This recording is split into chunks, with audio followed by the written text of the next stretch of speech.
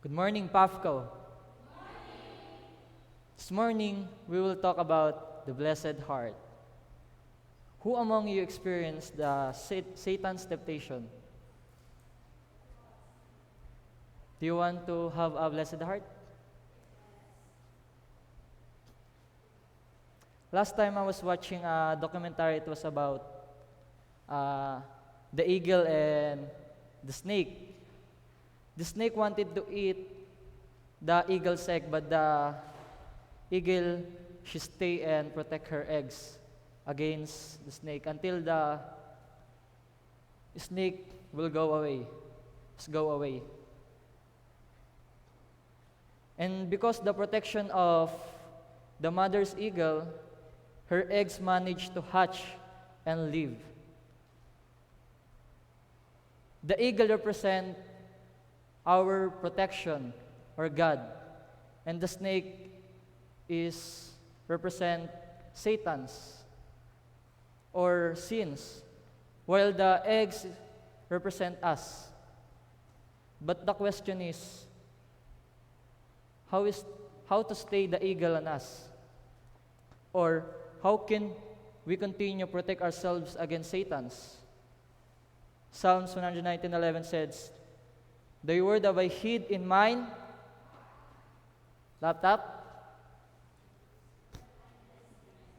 mine heart, that I might not sin against thee." First question, why is it important to keep God's words in our heart? The answers, Hebrew 4:12, "For the word of God is quick and powerful and sharper than any two-edged sword." The word of God is very powerful that we can use or that we can able to use against Satan. That is important to have the word of God to us. Second question, how can we put His word in our heart? How? Proverbs 7:1-3, "My son, keep my words, and lay up my commandments with thee. Keep my commandments, and leave my law. As the apple of thine eye, bind them upon thy fingers, write them upon the table of thine heart." We reflect His word in our heart through keeping it, through obeying it, and live by His words. Third question, what happened to those who keep His word? What happened to those people who keep this word?